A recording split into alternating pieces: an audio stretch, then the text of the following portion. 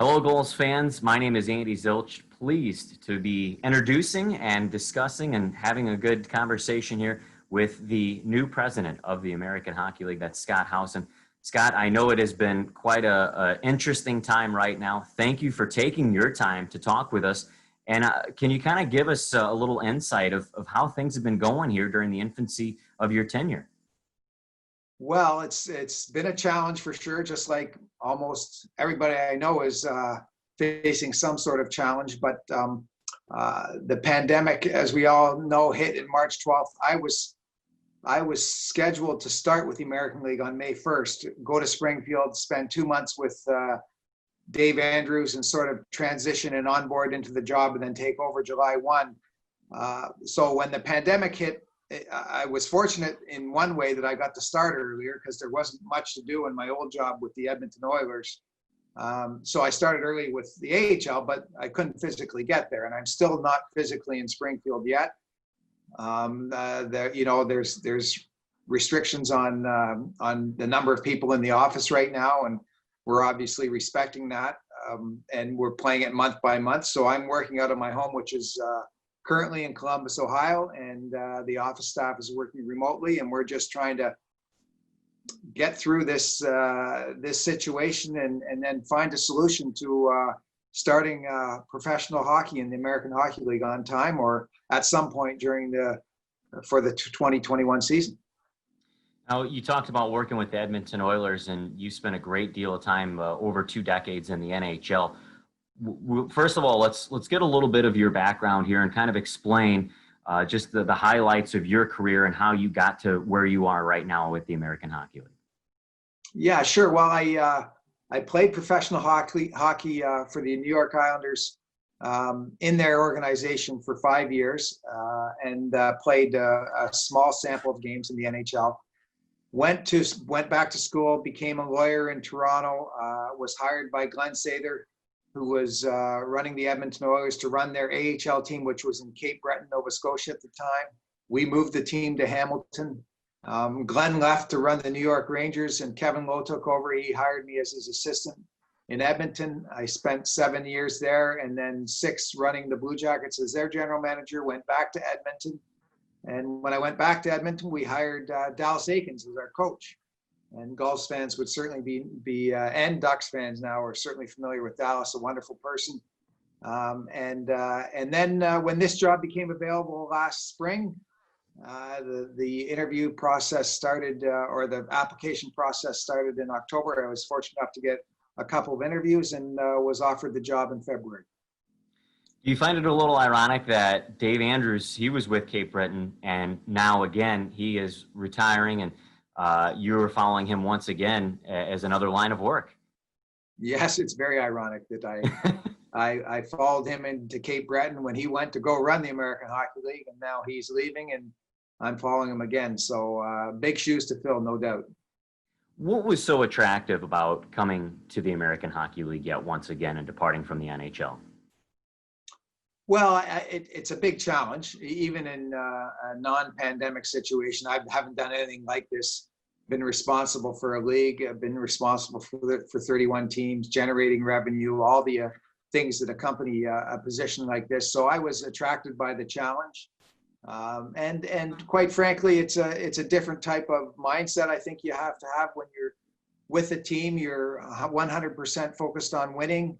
And this isn't so much about winning, but it's making sure the league is run properly, run efficiently, is fair and competitive for the players and the coaches and the fans, and just really trying to follow in Dave's footsteps. He's put the league in such a tremendous position, and I grew up in the American League. I managed in it and have been affiliated with it for a long time. I played in it, so it certainly was attractive from that standpoint as well.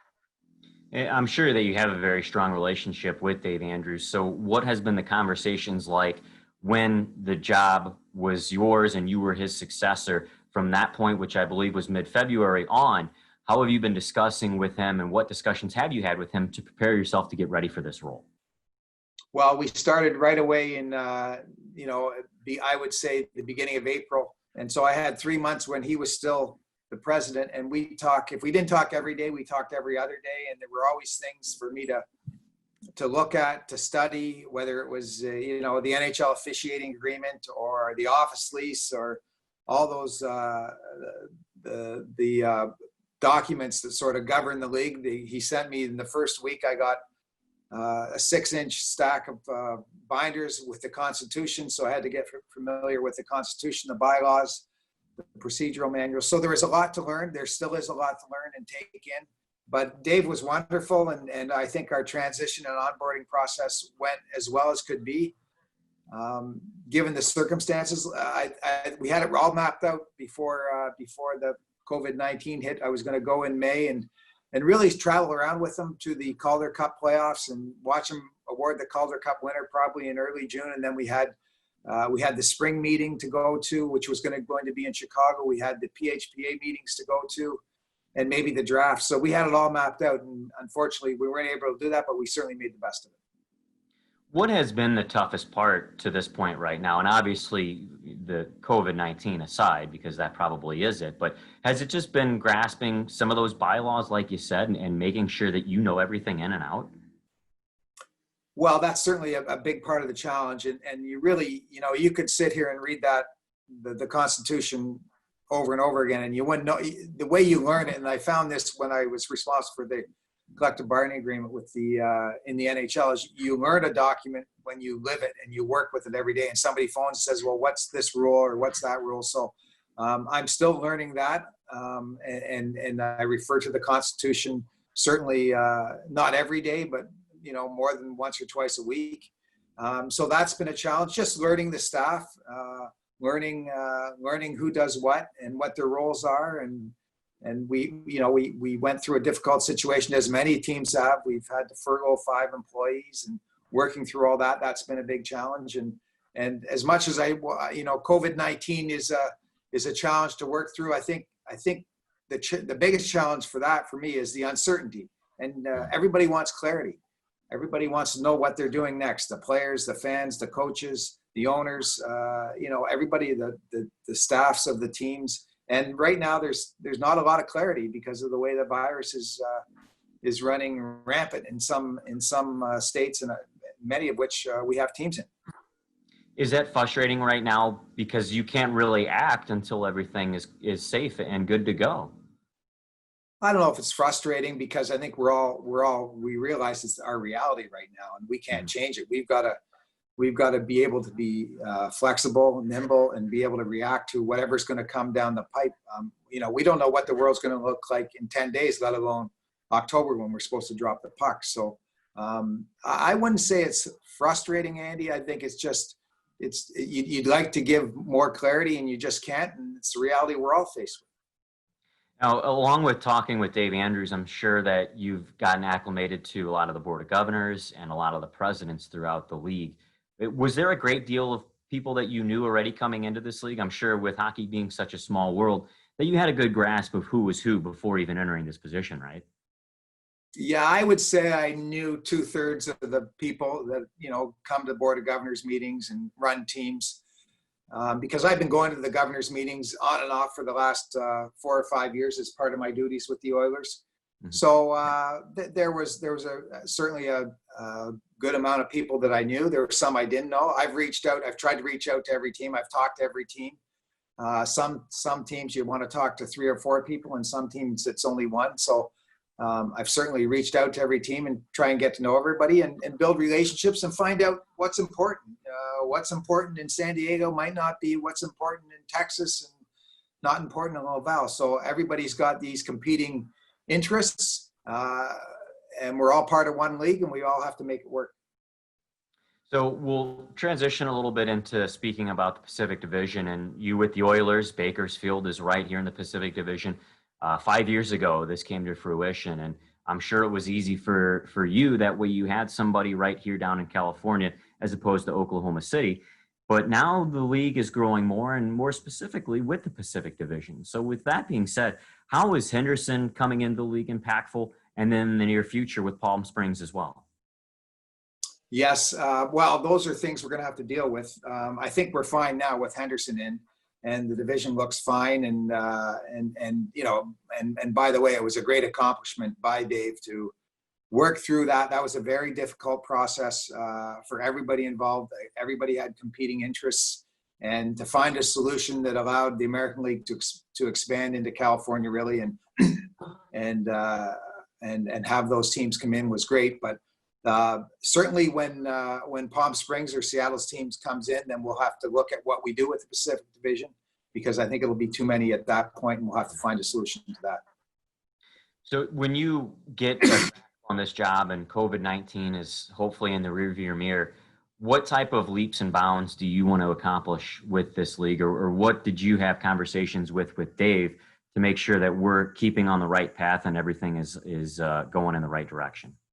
Well, the league's in a great spot right now. It's coming off, even with being interrupted by the pandemic and not being able to finish the season. It was on record pace for revenues and growth and a lot of metrics that we pay attention to. So, I mean, it's hard for me to say exactly where I want to take it, because I don't think I know the league well enough. I've got to get in and live this job for 5, 6, 7 months under normal circumstances and figure out where the areas of improvement are. I think Dave took this league by leaps and bounds, and it's going to certainly be hard to match that. But certainly there's areas where we want to keep it moving in the right direction. We've got a great product. We've got great prominence and stature in the world of hockey, and we want to build off those things. And you also have a little bit of ties here in San Diego. The color commentator, BJ McPherson, is very well versed with you. So how's that relationship? I know that you and BJ have worked together hand in hand when he was playing. So enlighten Gulls fans as to how you guys know each other. Well, when I was a young lawyer in Toronto, and I had a friend that was in the agency business named Mike Gillis, who ended up being the general manager of the Vancouver Canucks. And as a part-time job, not even a job, just a hobby, I'd go watch some junior games. And BJ was a very good player in Oshawa. And I'd go and watch, and I was pretty intrigued with him. I recommended him to Mike that he should try and take him on as a client. So we did that, and I got to work with BJ for a couple of years before I sort of went on more full-time into being a lawyer. Couldn't do both, and then left the law too to go full-time into hockey. So that's how I got to know BJ. He was a very good junior hockey player, big and strong, and had good hockey sense. Well, isn't it ironic how hockey pulls you together? I mean, you talk about knowing about 2/3 of the board of governors and the presidents, and even knowing color commentators. How happy does that make you to get back to the AHL and see some of these faces and work with them hand in hand?